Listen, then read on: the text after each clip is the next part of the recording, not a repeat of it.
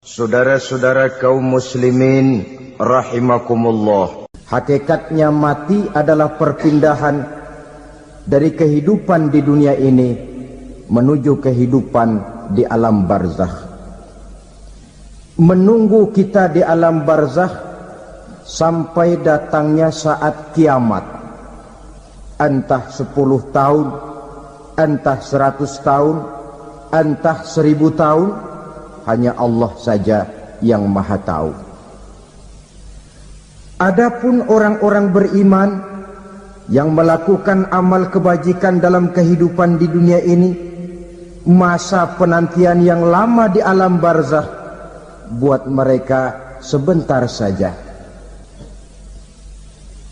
Tetapi bagi orang-orang kafir yang ingkar, yang tidak beriman kepada Allah, yang hidup di dunia cuma menumpuk-numpuk dosa, tentu penantian di alam barzakh akan merupakan waktu yang sangat lama. Bukankah dalam kehidupan kita waktu itu memang relatif? Contoh misalnya, bagi pemuda-pemudi yang sedang duduk asyik memadu cinta, waktu 4-5 jam saja rasanya cuma 4-5 menit, tenggelam oleh keasikan. Tapi buat orang yang berbaring di rumah sakit, meratap di balik-balik apa itu tembok derita kata lagu, di balik dinding-dinding penjara, sehari bagai seminggu, seminggu rasa sebulan, sebulan boleh jadi rasa setahun. Penantian yang sangat lama. Kapan kiamat itu akan datang? Ini rahasia Allah. Jangankan kita yang orang awam, baginda Nabi sendiri tidak diberitahu oleh Allah kapan kiamat itu akan terjadi. Tetapi sungguh pun demikian, banyak hadis-hadis yang menjelaskan ciri atau tanda-tanda datangnya kiamat. Nah, kalau sudah bicara soal tanda kiamat itu ada 2. Pertama yang disebut alamatus sughra, tanda-tanda kecil. Ini waktunya masih ada tenggang. Ada yang dinamakan alamatul kubra, tanda-tanda besar, artinya kiamat sudah diambang pintu. Apa tanda-tanda kecil dari datangnya hari kiamat itu? Misalnya kata Nabi, apabila ilmu sudah diangkat oleh Allah, artinya apabila ulama sudah banyak wafat, minat orang belajar agama berkurang, lalu kebodohan nampak merajalela di mana-mana, zina dikerjakan secara terbuka, minuman-minuman keras jadi kebanggaan, itu termasuk di antara tanda-tanda kecil terjadinya hari kiamat. Apalagi misalnya iza waladatil ammatu rabbataha, apabila budak sudah melahirkan tuan. Apa maksudnya? Ada yang mentafsirkan apabila anak sudah bisa membudaki orang tuanya.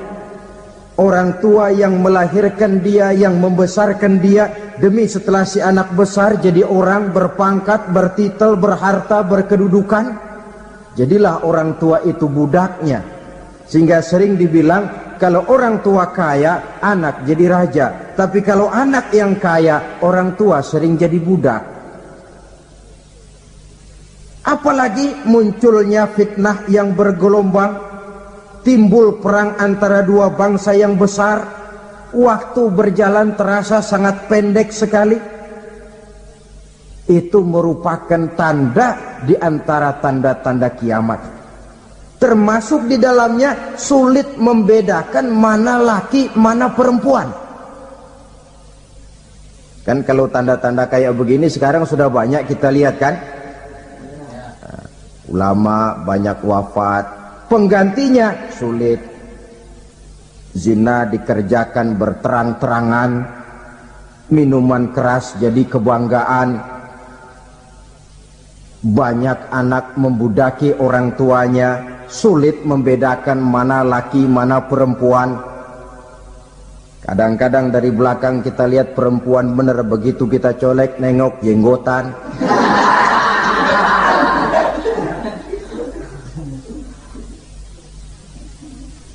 Ini termasuk tanda-tanda kecil, masih ada tenggang sampai akan terjadinya kiamat itu. Nah, yang dimaksud dengan tanda-tanda besar, ini tanda besar artinya kiamat sudah di ambang pintu. Pertama, matahari terbit dari sebelah barat. Apabila matahari sudah terbit dari arah sebelah barat, tertutuplah sudah pintu taubat.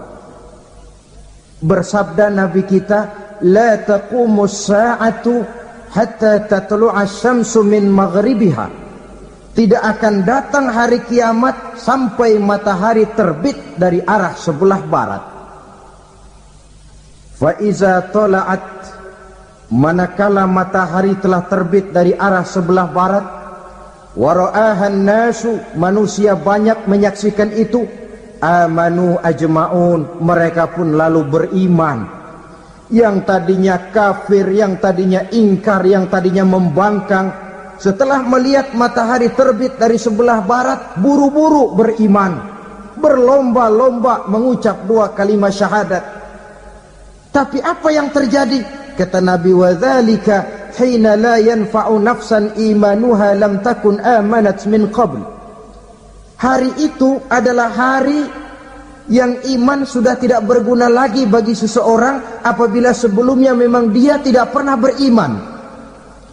Au kasabat fi imaniha khaira, atau beriman tetapi tidak pernah melakukan kebajikan di dalam keimanannya itu.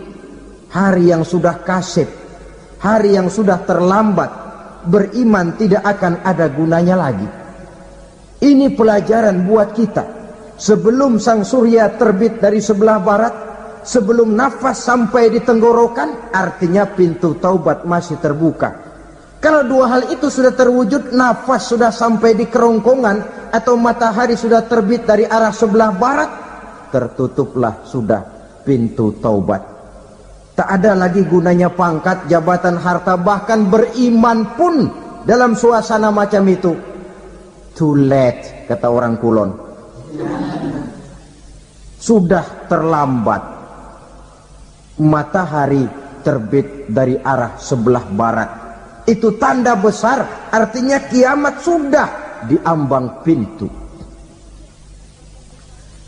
Lalu apalagi tanda besar? Munculnya Dajjal.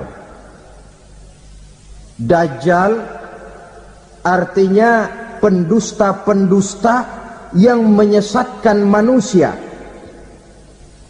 Ada dua macam Dajjal, saudara. Ada Dajjal kecil, ini Dajjal kelas teri. Kalau ini sejak zaman Rasulullah sudah ada itu. Tiap zaman ada. Di zaman Rasulullah misalnya ada yang bernama Aswad al-Unsi dari Yaman. Ada yang namanya Musailamah al-Kazzab dari Yamama. Ada yang namanya Ibnu Sayyad dari Madinah. Ini Dajjal-Dajjal di zaman Rasul. Musailamatul Kazzab memproklamirkan diri jadi nabi dia. Di zaman Rasul masih hidup. Ini Dajjal zaman Nabi. Di zaman sahabat muncul Dajjal-Dajjal.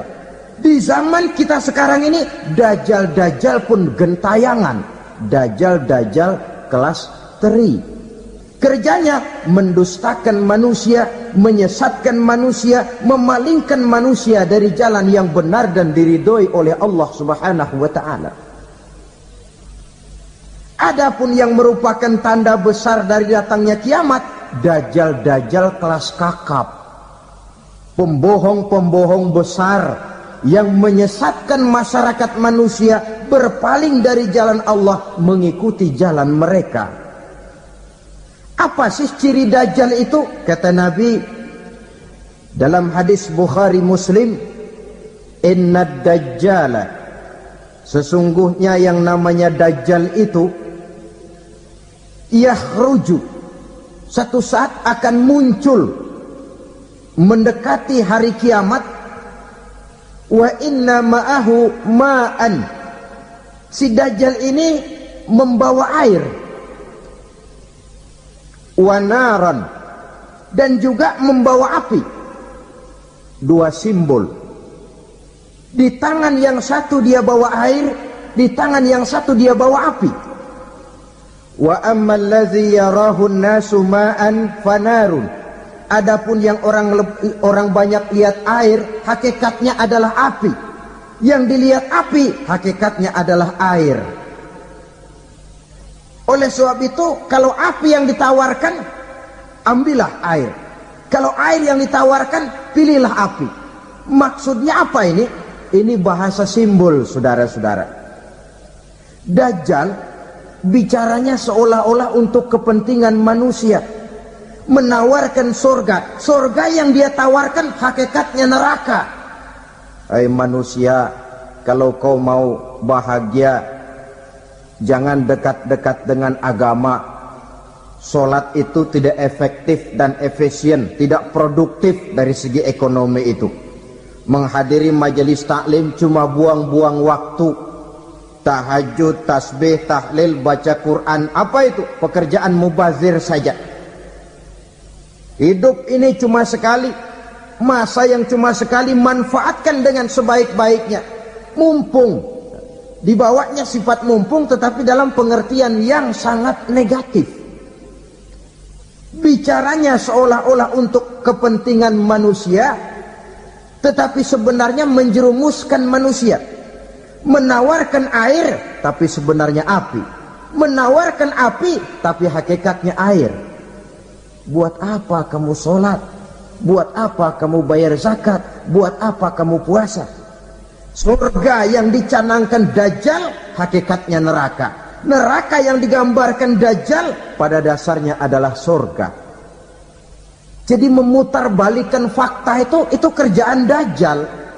Yang hak jadi batil, yang batil dibilang hak, yang benar jadi salah, yang salah malah jadi benar. Tuntunan disuruh jadi tontonan, tontonan malah menjadi tuntunan. Itu pekerjaan Dajjal profesinya. Zamannya Nabi Adam, Dajjalnya kan iblis. Betul? Betul. Apa sih dan kerayuan iblis itu? Allah setelah menciptakan Nabi Adam kan bilang, Adam, kau dan istrimu Hawa tinggal di surga ini. Seluruh fasilitas yang ada di surga persilahkan kau nikmati. Satu yang tidak boleh, jangan coba-coba dekati pohon khuldi. Dekat saja jangan, apalagi sampai memetiknya. Datang Dajjal yang namanya iblis ini. Adam, kamu tahu nggak kenapa tidak boleh makan buah khuldi? Ya nggak tahu, pokoknya saya dilarang. Bodoh kamu Dam.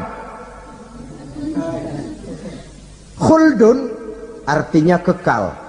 Kalau kamu makan itu buah, kau akan kekal di surga buat selamanya. Allah tidak kepengen, maka dilarang kamu makan buah khuldi. Kalau kau ingin kekal di surga Adam, makan saja.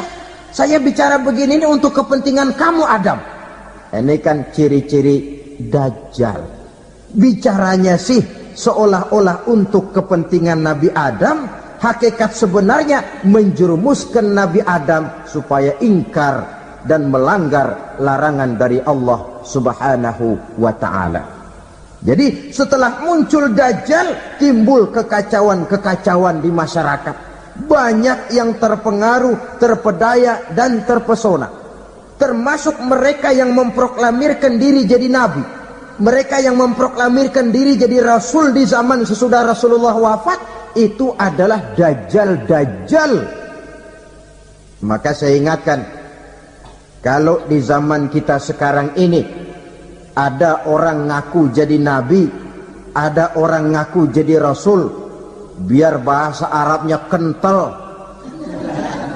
Quran hafal, hadis ribuan hadis hafal, biar pakai serban sampai menyengser ke tanah, bahasa Arabnya fasih, tapi dia mengaku jadi nabi, jadi rasul. Kita umat Islam wajib tidak percaya, wajib untuk tidak percaya.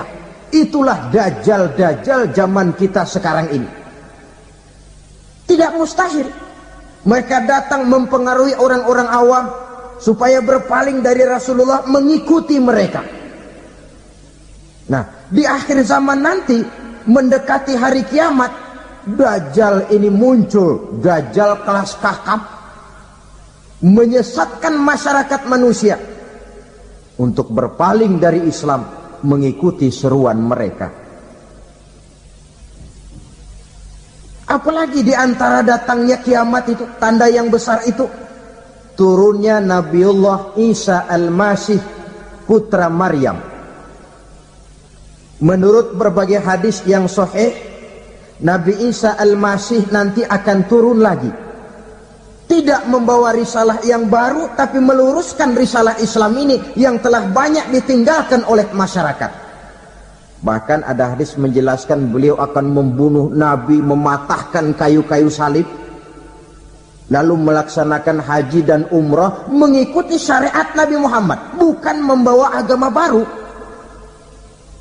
Menjadi semacam mujaddid, reformer, menyelamatkan manusia dari bisikan dajjal. Bahkan ada riwayat yang menjelaskan bahwa Nabi Isa berhasil mengalahkan dajjal, mengembalikan masyarakat manusia kembali kepada ajaran Islam yang datang dari Allah, dibawa oleh Rasulullah sallallahu alaihi wasallam.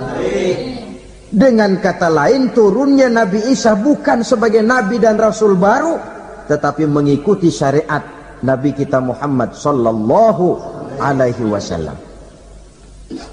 Saudara hadirin, ibu-ibu hadirat yang saya hormati, kemudian apalagi di antara tanda-tanda besar akan datangnya kiamat itu?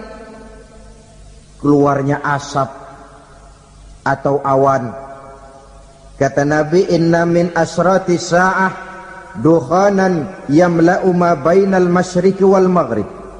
Di antara tanda-tanda kiamat, munculnya awan atau asap yang memenuhi antara langit dan bumi. Ini pun diperkuat dalam surah Ad-Dukhan ayat 10. Fartaqib yauma ta'ti as-sama' bidukhanin mubin fayughshan nas hadza azabun alim. Bagi orang-orang yang beriman, mereka biasa-biasa saja. Tapi bagi orang kufur, datangnya asap dan awan ini merupakan azab yang kelewat pedih. Barangkali sedikit mendekati gambaran tentang azab yang pedih ini, saya ingatkan alam pikiran kita kepada peristiwa yang belum lama terjadi. Pernah dengar berita bocornya reaktor nuklir di Chernobyl, Uni Soviet? Pernah dengar? Nah. Bocornya reaktor nuklir di Chernobyl yang mengakibatkan ratusan, bahkan sangat mungkin ribuan nyawa. Cuma satu reaktor. Bagaimana kalau seluruh cadangan nuklir yang dimiliki oleh para negara adik kuasa ini diledakkan? Bahkan yang konon menurut catatan, cadangan nuklir yang dimiliki bersama oleh Amerika dan Rusia sekarang ini sudah sanggup memusnahkan 6 miliar manusia. 1,5 kali lebih banyak dari jumlah manusia yang nongkrong di permukaan bumi ini. Saudara-saudara hadirin yang saya hormati, lalu saat mendekati hari kiamat, apalagi tandanya? Setelah Nabi Isa wafat, pada saat turunnya yang kedua kali, lalu Allah meniupkan angin sejuk. Semua orang-orang beriman, orang-orang baik wafat, sehingga penghuni bumi ini cuma tinggal lagi terdiri dari orang-orang kafir. Tidak ada lagi di bumi ini yang bisa mengucapkan Allah. Sehingga dalam hadis qudsi itu ada keterangan, innallaha azza wa jalla yaqulu li Israfil. Allah pernah pesan kepada malaikat Israfil, kata Allah, Israfil, iza sami'ta qailan yaqul Allah Allah fa akhirin nafakh 40 sanatan ikraman liqailiha. Hai Israfil, apabila kau dengar di permukaan bumi masih banyak orang yang mengucapkan Allah Allah, maka tunda sangkakala kiamat itu 40 tahun. Untuk apa? Ikraman liqailiha, menghormati orang yang mengucapkan Allah Allah itu. Wah, jadi karena sekarang masih banyak yang mengucapkan Allah, besar hatilah kita, masih jauh kiamat itu. Tapi jangan lupa, kiamat pribadi, kiamat kecil itu yang gak kita sangka-sangka. Ajal datang mencabut nyawa, itu kiamat pribadi. Dan itu yang pasti kita hadapi. Dan itu yang membuat kita tidak boleh bersikap main-main di dalam kehidupan sekarang ini. Saudara hadirin yang saya hormati, tidak ada lagi orang-orang muslim. Seluruh penduduk dunia ini kafir. Lalu terciptalah struktur sosial yang berlandaskan prinsip hidup semau gue. Bakal terjadilah prinsip di mana yang kaya menyantap yang miskin, yang kuat menindas yang lemah. Hidup sudah bagaikan di rimba belantara, berlaku hukum rimba, siapa yang kuat dia yang menang, siapa yang lemah menjadi mangsa. Timbul kekacauan, maksiat merajalela, munkarat menjadi-jadi, sehingga isi bumi ini penuh dengan segala macam perbuatan dosa. Tidak ada perlunya lagi alam diperpanjang temponya. Datang saat yang sudah dijanjikan oleh Allah Azza wa Jalla, maka terjadilah yang disebut kiamat kubra, kiamat besar, kiamat hancur-hancuran. Bagaimana kejadian ini dimulai? Dalam surah Az-Zumar ayat 68, Allah Subhanahu wa taala berfirman, wa nufikha fis-suri fasa'iqa man fis samawati wa man fil ardi illa man sya'allahu. Maka manakala ditiuplah sangkakala, terkejutlah seluruh yang ada di langit dan seluruh yang ada di bumi. Bila saat kiamat datang, Allah perintah malaikat Israfil, Israfil, tiup sangkakalamu. Ditiuplah sangkakala oleh malaikat Israfil. Yang akibat daripada tiupan itu, seluruh yang ada di langit, seluruh yang ada di permukaan bumi terkejut. Yang ada di langit siapa? Malaikat kan. Bayangin aja kalau malaikat kaget, apalagi kita. Terkejut seluruh makhluk yang ada di bumi, yang ada di langit mendengar suara sangkakala itu. Bunyinya tidak sanggup kita bayangkan dahsyatnya. Ledakan nuklir, ledakan neutron, belum apa-apa ketimbang bunyi sangkakala malaikat Israfil ini. Nah, lalu mendengar bunyi sangkakala ini, gemparlah makhluk, kacaulah alam. Bumi gempa, planet-planet bertabrakan, gunung meletus, air laut tumpah ke darat, angin topan bertiup, halilintar menyambar. Lalu semua yang bernama hidup mati total. Mati bareng tanpa persiapan. La haula wala quwata illa billah. Saya kadang-kadang dalam tafakur bermohon, ya Allah, mudah-mudahan saya nggak nemuin kiamat beneran. Ngeri. Tidak bisa kita bayangkan macam apa suasana seperti itu. Allah saja banyak memberikan gambaran, misalnya al-qari'ah wa mal qari'ah wa ma adraka mal qari'ah. Kejadian yang menggemparkan. Tahukah kamu apa kejadian yang menggemparkan itu? Yauma yakunun nasu kal farasil mabsus wa takunul jibalu kal ihnil manfus. Pada saat itu manusia berterbangan bagai kupu-kupu. Gunung berterbangan seperti kapas ditiup angin. Gunung saja macam kapas, konon lagi manusia. Kematian total, mulai semut sampai gajah mati, jin mati, iblis mati, malaikat mati.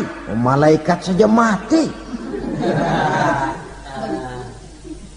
Saudara hadirin yang saya hormati, kematian total yang tanpa persiapan. Orang bilang, Pak, kalau mati bareng begitu yang repot malaikat maut dong ya. Cabut sana, cabut sini. Itu kalau menurut logika kita. Mestinya begitu menurut logika. Tapi logika juga yang bilang nggak perlu serepot itu. Sebab untuk mematikan listrik di wilayah DKI, di wilayah Jakarta, nggak perlu tiap rumah didatengin matiin, ya lama. Cukup dari kantor pusatnya saja PLN tekan satu tombol, gelaplah seluruh Jakarta. Saudara hadirin yang saya hormati, kematian total. Lalu setelah kematian total, planet-planet juga mati, dalam arti tidak bergerak dan beredar. Angin mati, dalam arti tidak bertiup. Air mati, dalam arti tidak ada riak gelombang. Pokoknya semua mati. Kullu nafsin za'iqatul maut. Semua yang bernafas mati. Dalam ayat lain, kullu man 'alaiha fan. Semua yang ada di permukaan bumi fana. Yang kekal cuma Allah Subhanahu wa ta'ala. Yang paling belakang mati malaikat maut dan malaikat Israfil. Tapi mati juga sesuai dengan janji Allah. Menurut hadis Bukhari Muslim dari Abi Hurairah, masa tenggang waktu antara kematian total pada tiupan sangkakala pertama dengan proses kebangkitan pada tiupan sangkakala kedua 40 lamanya. Tidak dijelaskan oleh Abi Hurairah 40 jam, apa 40 hari, apa 40 tahun. Hadis-hadis cuma menyebutkan 40 saja. Sunyi alam, yang tinggal cuma Allah saja lagi. Ketika itu Allah berseru-seru, katanya, limanil mulkul yauma. Siapa para penguasa hari ini? Mana itu raja-raja dan penguasa yang dulu mengaku jadi Tuhan? Fir'aun. Mana Fir'aun sekarang? Yang dulu jadi raja, merasa berhasil, sombong, lalu tidak mau turun-turun dari kekuasaannya, sampai kepada puncak kekurang ajarannya mengangkat diri jadi Tuhan. Mana itu Fir'aun? Namrus. Mana sekarang Namrus? La ilaha illa ana. Ternyata tidak ada Tuhan lain selain daripada aku, kata Allah. Proses kemudian, saudara-saudara, turunlah hujan dari langit. 40 lamanya hujan itu. Tidak jelas juga 40 jam apa 40 hari. Setelah air turun membasahi, datanglah tiupan sangkakala yang kedua. Semua yang bernama mati bangkit dari kuburnya masing-masing. Ini yang disebut Yaumul Ba'thi, hari kebangkitan. Allahu Akbar. Pada saat kita bangkit dari kubur kita masing-masing, kumpul di padang mahsyar namanya, Bayangin aja, saya sendiri nggak sanggup bayangin. Manusia sejak zaman Adam sampai zaman kiamat kumpul bareng di tempat sama. Berapa banyaknya itu?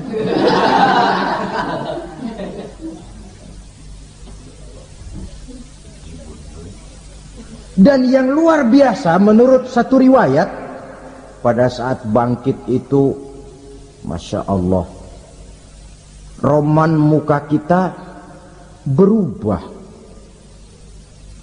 disesuaikan dengan amalan kita waktu di dunia ini. Barang siapa yang waktu di dunia amalannya itu amalan tikus, di akhirat nanti dia bangkit dari kubur, mukanya seperti muka tikus.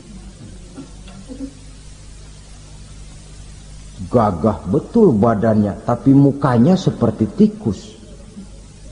Kenapa? Amalannya waktu di dunia seperti amalan tikus. Apa amalan tikus itu? Suka ngegeragoti barang yang sudah disimpan rapi-rapi. Orang sudah simpan uang rapi-rapi, simpan perhiasan rapi-rapi, digeragoti oleh tikus.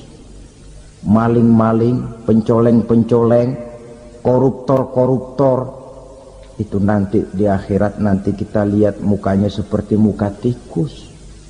Oh, ini waktu di dunia suka nyolong, mukanya seperti muka tikus. Barang siapa yang waktu di dunia ini amalannya itu amalan macan, dia akan bangkit nanti mukanya seperti muka macan.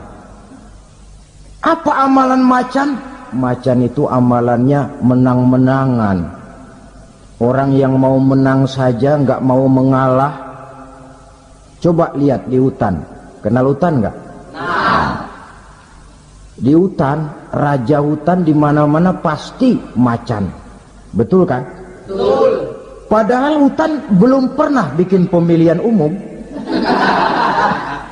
Tapi macan tidak peduli ada pemilihan umum apa tidak, pokok saya raja. Sebab apa? Macan jadi raja itu bukan karena benar, tapi karena kuat jadi raja.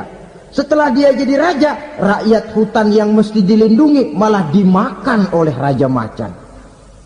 Kambing rakyat hutan dimakan oleh macan. Ayam rakyat hutan dimakan oleh macan. Itu nanti kita lihat di akhirat itu mukanya seperti muka macan, gagah betul. Lalu barang siapa yang di dunia ini amalannya itu seperti amalan anjing, nanti dia punya muka seperti muka anjing. Apa amalan anjing? Pertama, anjing itu kalau disuruh jaga rumah, dia tidak bisa membedakan mana maling, mana tamu. Biar yang datang maling, kalau bawa tulang, anjing kalem. Yang kedua, anjing itu akan setia kepada siapa saja yang memberinya roti. Siapa yang memberinya roti, itulah majikannya. Apa kata majikannya, pasti dia laksanakan. Soal benar atau salah, dia tidak peduli. Setelah anjing dapat roti, dia tidak punya pilihan lain kecuali bilang, abdi mah kumaha juragan wae ayeuna mah.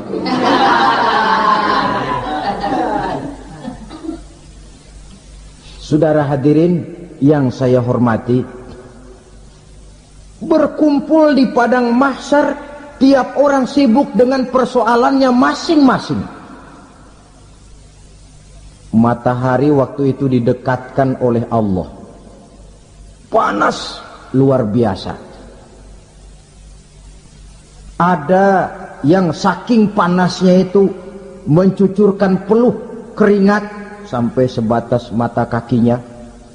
Ada yang keringatnya sampai sedengkulnya, ada yang keringatnya sampai sepusatnya, ada yang keringatnya mengalir sampai sebahunya. Ada yang kelelap oleh keringatnya sendiri, sementara orang di sampingnya nggak apa-apa.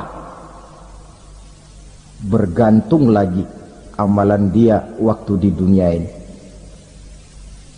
Saudara-saudara, sebagian orang dalam kepanikan padang mahsyar berombong-rombong datang mereka menghadap Nabi Adam.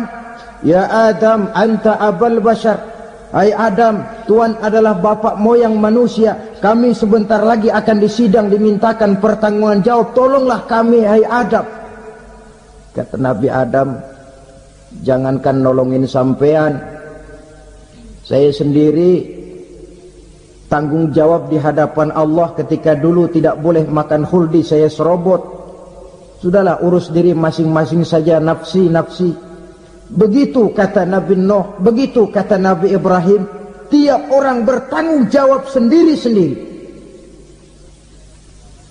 Ketika itulah saudara-saudara, nikmatnya menjadi umat Nabi besar Muhammad sallallahu alaihi wasallam. Sebab apa? Walaupun menurut abjad kita ini umat paling belakang, kan paling belakang kita ini toh, karena Nabi Muhammad adalah Nabi akhir, tapi akan dihisap lebih dulu, lewat di atas sirat lebih dulu, masuk surga lebih dahulu ketimbang umat-umat belakangan. Ketika Rasul mendekati ajal, beliau tanyakan itu kepada malaikat Jibril.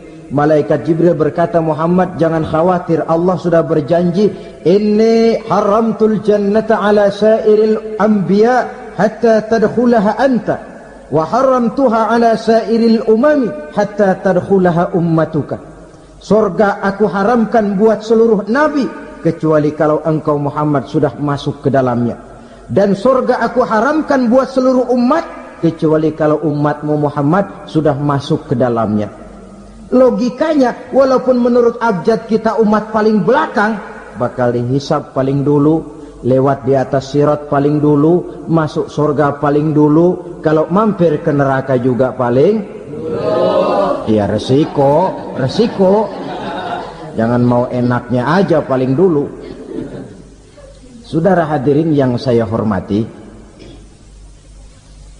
setelah masa kebangkitan itu jangan dikira begitu bangkit langsung diperiksa, masih menunggu menanti ribuan tahun perhitungan padang mahsyar untuk sampai kepada proses yang disebut yaumul hisab, hari perhitungan. Seorang demi seorang bakal dipanggil. Bayangkan saja, kita se-RT saja di absen kadang-kadang perlu waktu lama. Ini manusia sejak zaman Nabi Adam sampai datang hari kiamat, satu demi satu disidang di hadapan Qadhi Rabbul Jalil. Status sosial copot sudah waktu itu. Yang pernah jadi hartawan di situ tidak lagi kelihatan kehartawanannya. Yang pernah jadi jenderal tidak lagi dipanggil jenderalnya. Yang ustadz tidak lagi dipanggil al-mukarramnya. Seluruh status sosial selesai. Dipanggillah kita seorang demi seorang menghadap Qadhi Rabbul Jalil. Bagaimana proses penghisaban itu? Pertama, proses tanya jawab. Di antaranya ada hadis menyatakan, lan tazula qadama 'abdin yaumal qiyamah hatta yus'ala an arba'i khisalin. Besok di hari kiamat tidak akan bergeser telapak kaki seorang hamba sampai dia ditanya lebih dulu tentang 4 persoalan. Tentang ilmunya, kemana ilmu itu diamalkan. Tentang umurnya, di mana umur itu dihabiskan. Tentang masa mudanya, kemana masa muda itu dipakai. Tentang hartanya, dari mana harta itu didapat dan kemana harta itu dibelanjakan. Ini termasuk proses tanya jawab. Jadi kalau istilah pengadilan dunia, nama Fulan bin Fulan. Kamu waktu di dunia diberikan umur panjang untuk apa? Pernah mengalami masa muda, kemana kau habiskan masa remajamu? Kau diamanahkan ilmu, dengan apa ilmumu kau amalkan? Kau diberikan harta, dari mana harta kau dapat, kemana kau belanjakan?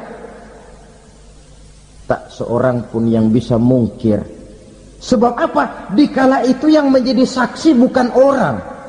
Yang menjadi saksi adalah seluruh anggota badan kita. Tangan bicara, kaki jadi saksi terhadap seluruh amalan yang pernah kita kerjakan pada saat kehidupan di alam dunia ini. Selesai proses tanya jawab, lalu diperlihatkan buku catatan kita waktu hidup di dunia ini. Jangan lupa Allah itu menyiapkan 2 superkomputer kepada kita, sebelah ditempelin sebelah kanan, yang sebelah tempelin di sebelah kiri. Komputer itu namanya Raqib dan Atid, 2 malaikat yang apabila baik kita lakukan, refleks saja akan menulis kebajikan kita.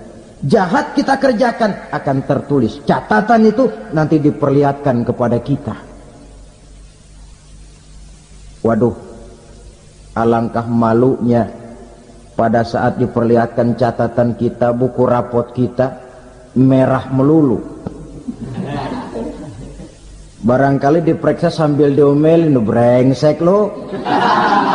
Buku merah melulu begini, bagaimana waktu hidup di dunia? Tidak cukup diperlihatkan buku catatan kehidupan, rekaman kehidupan. Rekaman kehidupan kita secara utuh sejak terlahir sampai ajal datang merenggut nyawa. Barangkali mirip dengan video sekarang ini, di mana terekam dengan baik seluruh kegiatan kita sejak yang sekecil-kecilnya sampai kepada yang sebesar-besarnya. Untuk kemudian kita pun menerima balasan. In khairan fa khairun wa in syarran fa syarrun. Kalau baik ya baik balasannya, kalau jahat ya jahat juga balasannya. Catatan-catatan kita diberikan. Kalau banyak kebajikannya diberikan di tangan kanan dengan cara yang halus. Kalau banyak kejahatannya diberikan dari sebelah kiri atau dilempar dari belakang. Itulah sebabnya sejak di dunia ini kita sudah mohon kepada Allah. Ketika berwudu membasuh tangan kanan, apa kita bilang? Allahumma a'tini kitabi biyamini wa hasibni hisaban yasira. Ya Allah, berikan saya kitab di tangan kanan, dan kalau saya memang perlu dihisap, hisaplah saya yang seringan-ringannya. Tangan kiri berlindung kita kepada Allah, jangan sampai diberikan kitab di tangan kiri atau dari arah sebelah belakang. Wa a'udzubika an tu'tiya kitabi bishimali aw min wara'i zuhri, dari arah sebelah belakang. Na'udzubillah min dzalik. Setelah selesai lewat proses penghisaban, lewat mizan, timbangan, maka yang sudah selesai dihisab itu bergeraklah menuju sirat, jembatan yang terbentang menuju surga melalui neraka. Saudara-saudara, panjangnya perjalanan sirat itu memakan waktu ratusan tahun. Tetapi orang yang lewat di atas sirat pun macam-macam, bergantung amalannya ketika di dunia ini. Ada yang lewat di atas sirat itu kal barqil khatib, seperti kilat yang menyambar, lep, sudah sampai dia di surga. Cepat bukan main. Ada yang lewat di atas sirat itu seperti orang lari-lari. Ada yang lewat di atas sirat itu seperti orang jalan biasa. Ada yang sambil merangkak, ada yang sambil ngesor, ada yang sambil gelayutan, ada yang selamat sampai ke ujung ke surga, ada yang tergelincir jatuh masuk ke dalam neraka, bergantung amalannya dalam kehidupan di dunia sekarang ini. Tiap kita akan melewati yang namanya sirat ini. Saudara-saudara kaum muslimin yang saya hormati, dengan demikian mereka yang selamat melalui sirat sampai ke terminal akhir surga.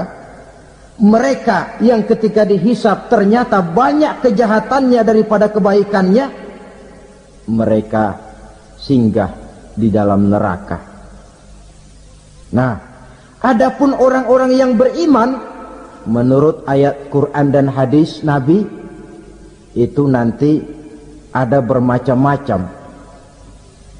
Ada orang beriman itu yang dimasukkan surga.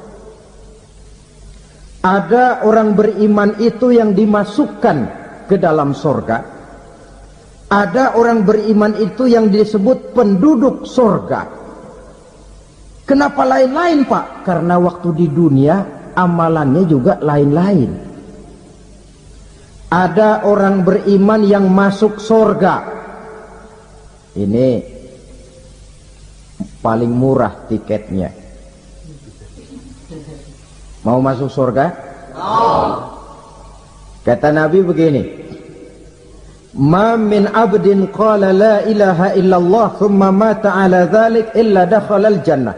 Kalau seorang hamba sudah mengucap dua kalimat syahadat, dia yakin dengan kebenaran kalimat itu sampai matinya, orang itu akan masuk surga. Abi Dzar yang waktu itu diajak bicara heran, ya Rasul kok gampang betul? Iya, walaupun orang itu mencuri, iya, walaupun orang itu berzina, iya, biar dia mencuri, biar dia berzina, kalau dia sudah mengucap dua kalimat syahadat, dia yakin dengan kebenaran kalimat itu sampai matinya, itu orang akan masuk surga.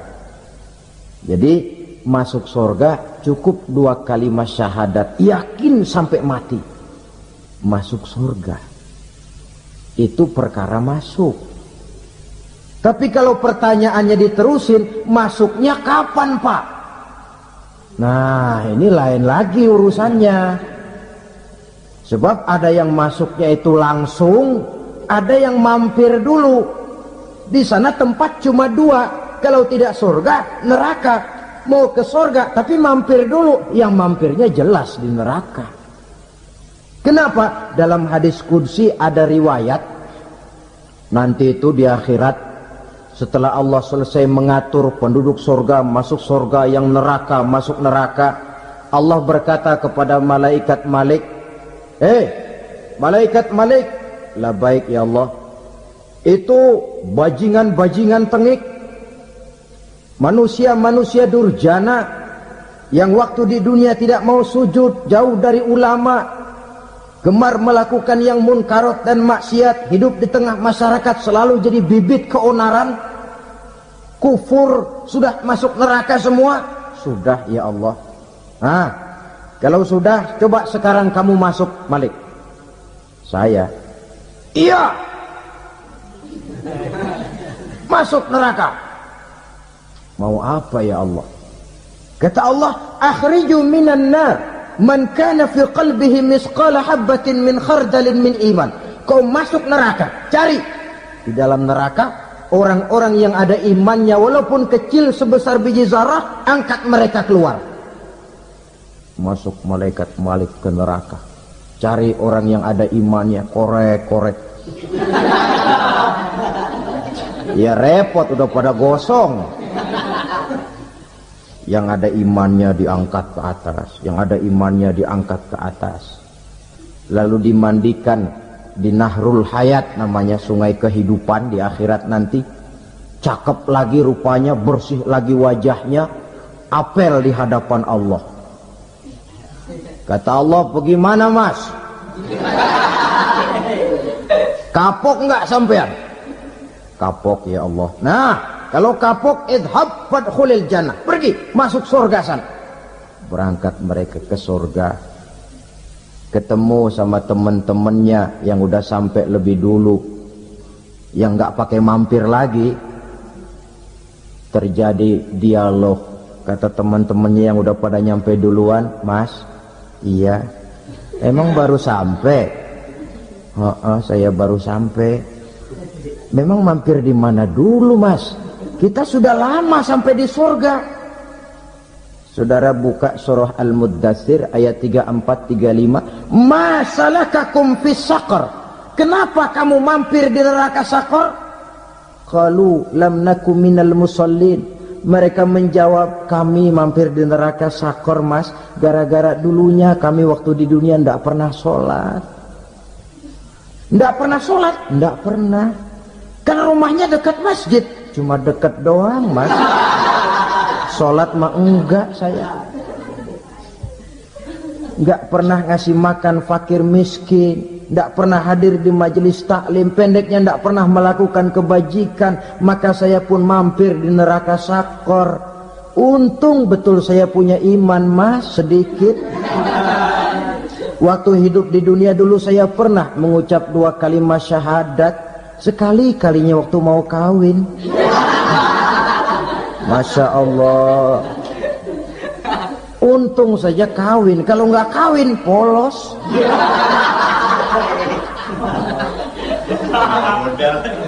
Itu juga pengulu sudah setengah mati ngajarin.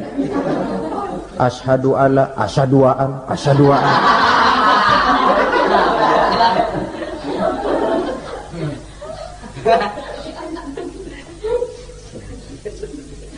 Ini namanya masuk surga, ada mampir dulu. Ada pula orang mukmin itu yang dimasukkan surga. Namanya dimasukkan kan terima beres. Saya masuk ke rumah, jalan sendiri, cari tempat sendiri. Saya dimasukkan ke dalam rumah, terima beres, pokok ada di dalam, itu dimasukkan namanya. Nggak pakai mampir. Tapi tentu tiketnya lebih mahal ketimbang yang pertama tadi. Apa kata Allah? Innal ladzina amanu wa amilus salihat la ukaffiranna anhum sayyi'atihim wa la udkhilannahum jannah. Sesungguhnya orang-orang yang beriman kemudian beramal soleh, kami hapuskan segala dosa dan kesalahannya, kami masukkan mereka ke dalam surga. Lihat ayatnya, Allah yang memasukkan, kita yang dimasukkan. Tidak pakai transit, tidak usah mampir.